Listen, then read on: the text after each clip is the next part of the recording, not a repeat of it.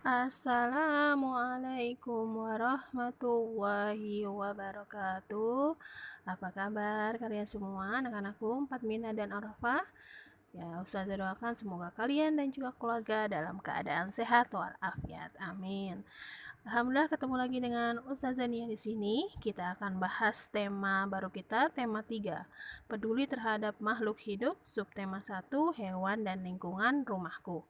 Kelas 4, muatan bahasa Indonesia, PKN dan juga IPA. Nah, sebelumnya kita berdoa terlebih dahulu ya. Bismillahirrahmanirrahim. Rabbi zidni ilma warzuqni fahma. Amin. Ya, mari kita mulai. Kita mulai dengan muatan bahasa Indonesia KD 3.2.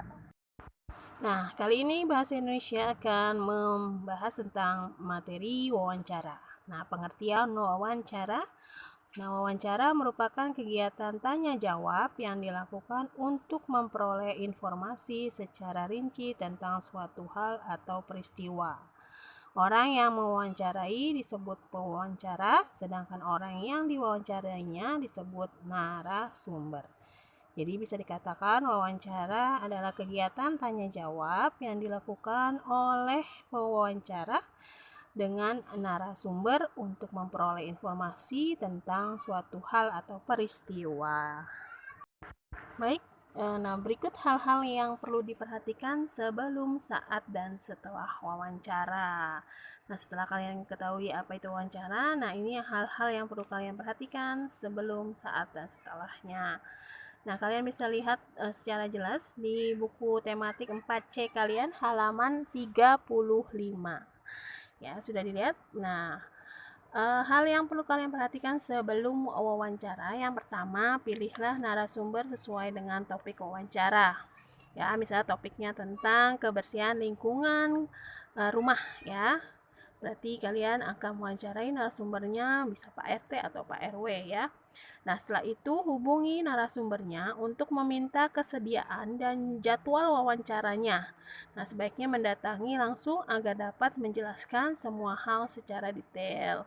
Nah, jika sudah kalian tentukan siapa narasumbernya, kemudian hubungi ya untuk membuat jadwalnya supaya bisa wawancara kapan ya. Kapan bisa dimintai untuk wawancara. Nah, kalau bisa memang datang ke rumahnya atau kalau sekarang kan pakai telepon ya, kalau misalnya orangnya sibuk maka bisa ditelepon kapan jadwal yang bisa untuk melakukan wawancara. Selanjutnya yang ketiga, persiapkan daftar pertanyaan dan berbicaralah dengan santun. Nah, sebelum wawancara, pastikan kalian membuat daftar pertanyaan apa saja yang akan kalian tanyakan kepada narasumber ya. Yang keempat, berlatihlah sebelum wawancara agar lebih mengerti tentang hal yang ditanyakan ya. Jadi kita latihan dulu ya, boleh bersama ayah bundanya atau keluarga di rumah atau di depan kaca ya, cermin. Nah, kalian bisa berlatih pertanyaannya, kemudian seakan-akan kalian akan mewawancarainya ya. Yang kemudian yang kelima, berpakaianlah yang rapih dan sopan. Jadi itu hal-hal yang diperhatikan sebelum wawancara. Nah, adapun hal yang harus diperhatikan saat wawancara. Jadi, sebelumnya sudah kalian perhatikan, maka saat wawancaranya apa yang harus kalian perhatikan? Yang pertama, perkenalkan diri ya dan sampaikan tujuan wawancaranya. Jadi setelah ketemu dengan narasumber, maka kalian memperkenalkan diri, namanya, kemudian apa tujuannya untuk melakukan wawancara. Yang kedua, mulailah dengan pertanyaan yang ringan. Lebih baik jika dapat diselingi dengan pertanyaan tentang kegemaran narasumber untuk mencairkan suasana. Jadi pertanyaan yang ringan dulu ya.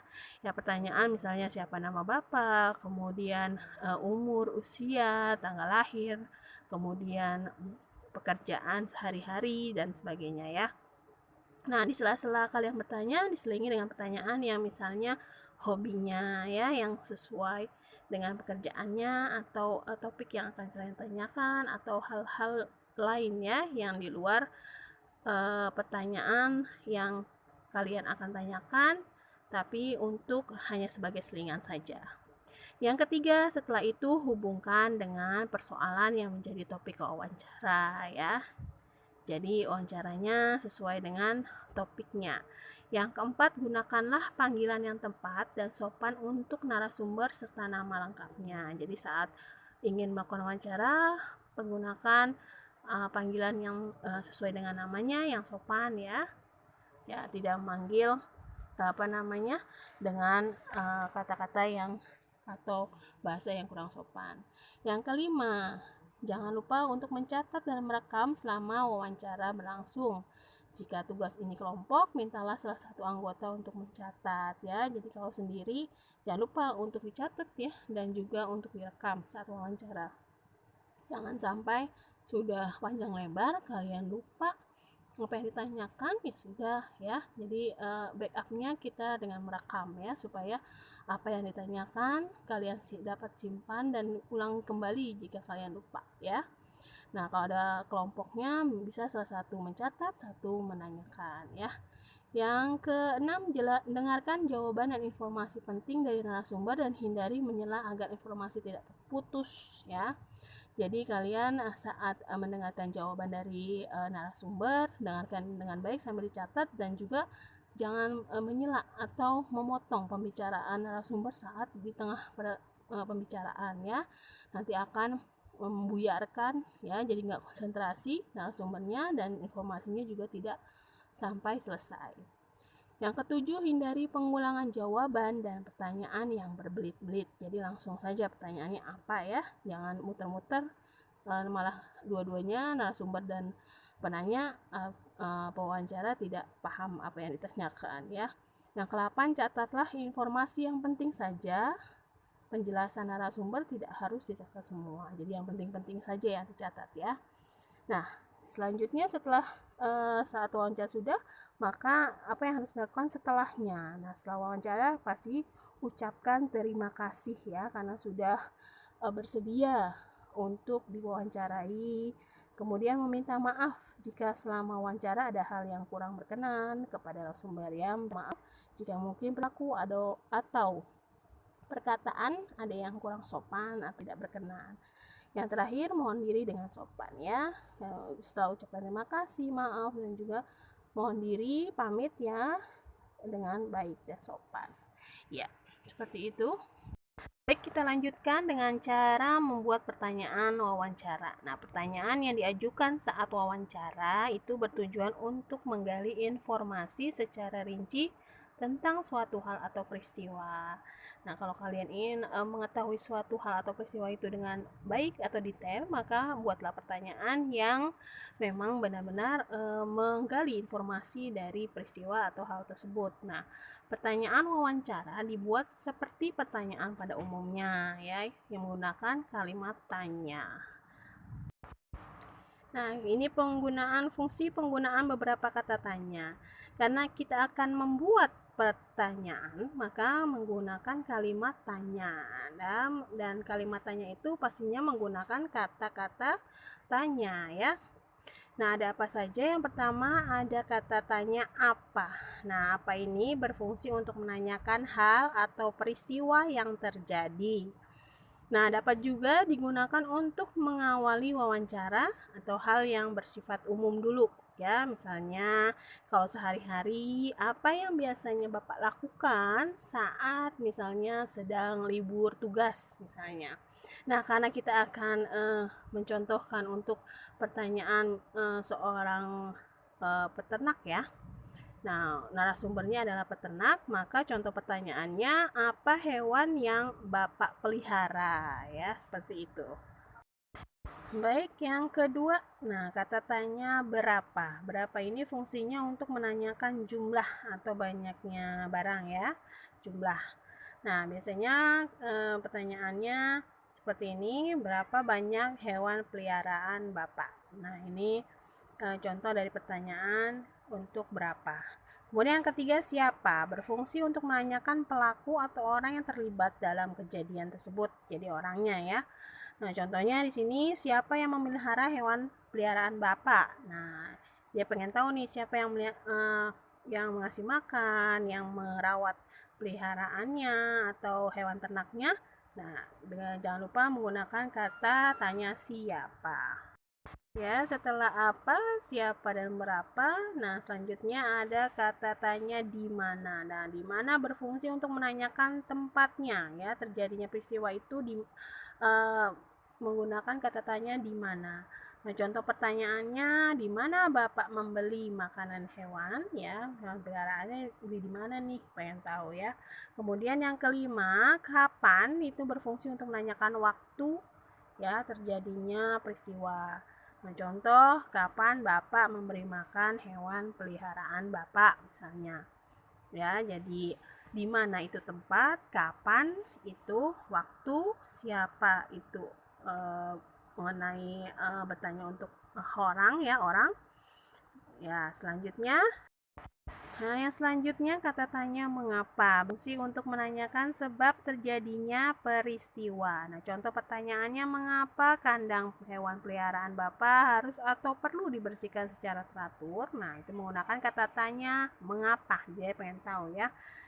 Kemudian bagaimana, berfungsi untuk menanyakan keadaan atau proses terjadinya peristiwa. Ya. Nah, contoh pertanyaannya, bagaimana cara Bapak membersihkan tubuh hewan peliharaan, ya, atau hewan ternaknya? Gimana caranya? Maka menggunakan kata tanya bagaimana. Nah, sudah 7 ya.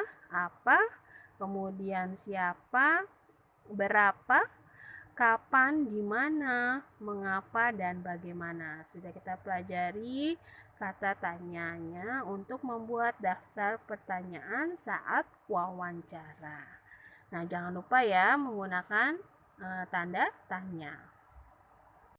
Baik, kita lanjutkan ke pertanyaan wawancara yang baik. Nah, wawancara seperti awal sudah kita ketahui bahwa tujuannya adalah untuk memperoleh informasi tentang suatu hal yang belum kita ketahui, ya, dengan melakukan wawancara.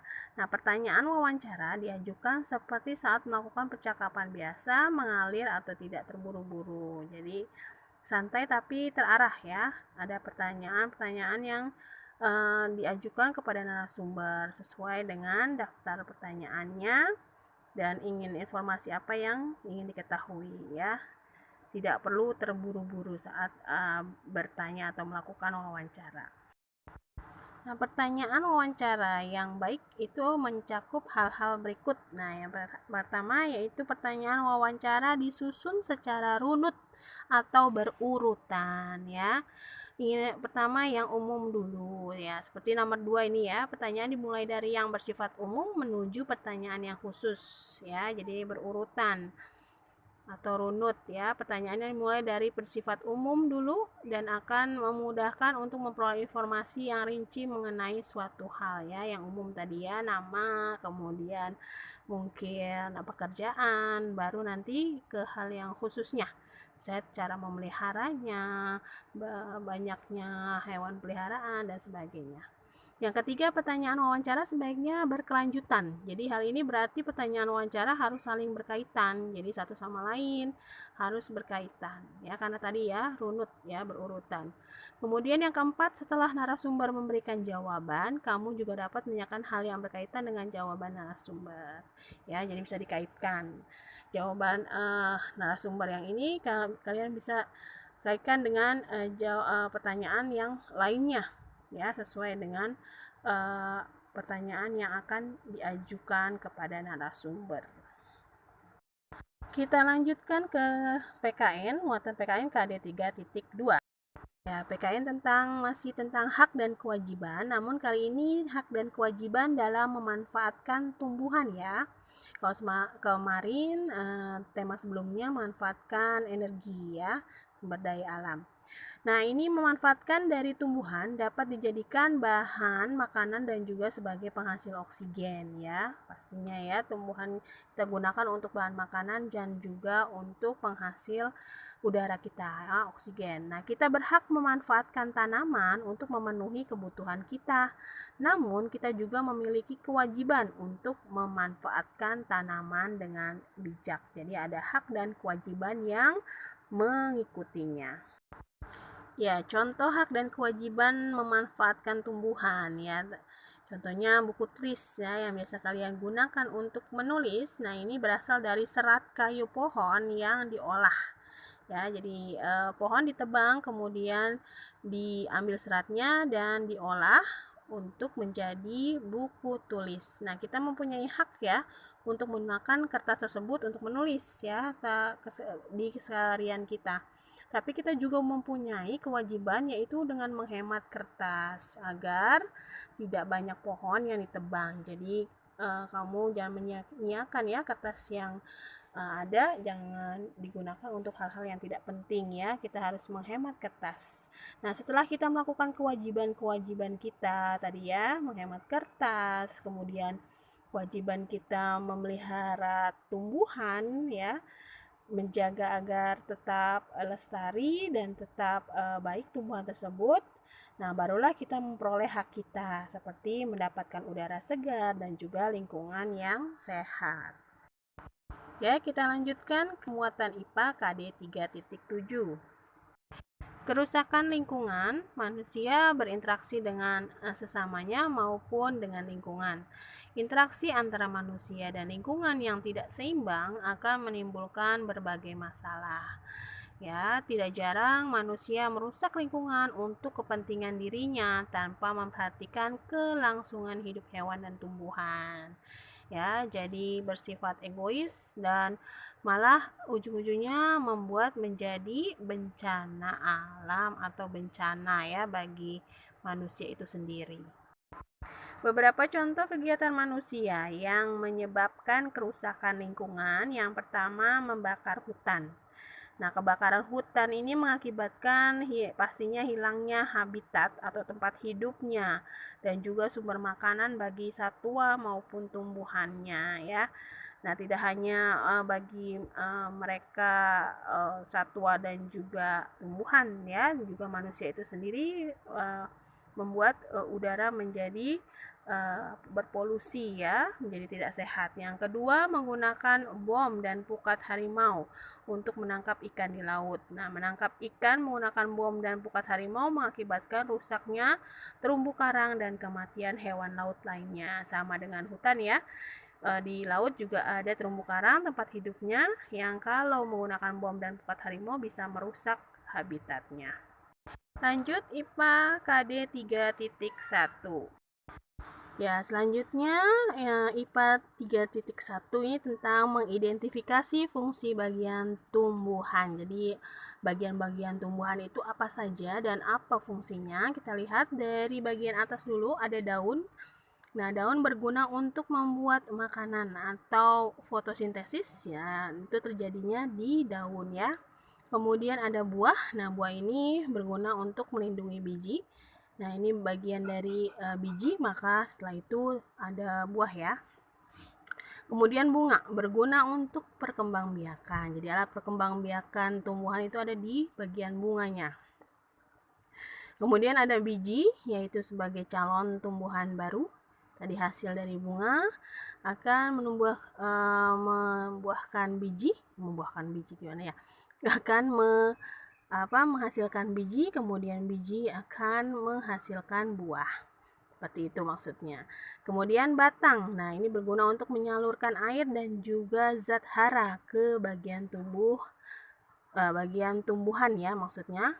Lainnya ke daun, ke biji, buah, bunga dan bagian tumbuhan lainnya. Nah, ini menggunakan batang ya. Nah, kemudian yang paling bawah ada akar. Nah, akar berguna untuk menyerap air dari dalam tanah ya. Jadi air yang berada dalam tanah kemudian disalurkan menggunakan batang untuk disalurkan ke bagian-bagian batang atau bagian tumbuhan lainnya. Yang selain itu batang juga berfungsi untuk menegakkan tumbuhan atau pohon ya. Kita berlanjut ke jenis-jenis akar. Yang pertama ada akar serabut. Nah, akar serabut ini dimiliki oleh tumbuhan berkeping satu atau monokotil ya. Nah, contohnya padi, jagung. Nah, biasanya tumbuhan atau pohonnya tidak terlalu besar. Nah, akar serabut ini berbentuk seperti serabut dan berukuran kecil. Nah, bisa kalian lihat ya ukurannya. kecil-kecil akarnya ya. Nah, itu disebut akar serabut atau bisa juga rumput. Nah, rumput termasuk akar serabut juga. Yang selanjutnya ada akar tunggang. Nah, akar tunggang ini dimiliki oleh tumbuhan berkeping dua atau dikotil ya. Nah, contohnya mangga, jambu, atau pohon atau tumbuhan yang agak besar ya ukurannya. Nah, akar tunggang ini terdiri dari atas satu akar besar dan akar-akar lain yang merupakan cabang dari akar utama. Selain ada akar tunggang dan juga serabut, ya pada umumnya ada bentuk akar lain pada tumbuhan tertentu. Contohnya akar gantung atau disebut juga akar udara. Nah, fungsinya ia mengambil uap air dari udara. Nah, ini ada pada pohon beringin ya. Kalau kalian pernah lihat pohon beringin, nah itu ada akarnya yang gantung ya. Kemudian ada akar napas, fungsinya untuk bernapas dan mengeluarkan zat tertentu seperti garam. Contohnya pohon bakau jenis api-api ya. Kita selanjutkan akar papan ya atau banir. Nah, ini fungsinya membantu tegaknya tumbuhan. Contoh ada pada akar pohon kenari dan juga pohon randu.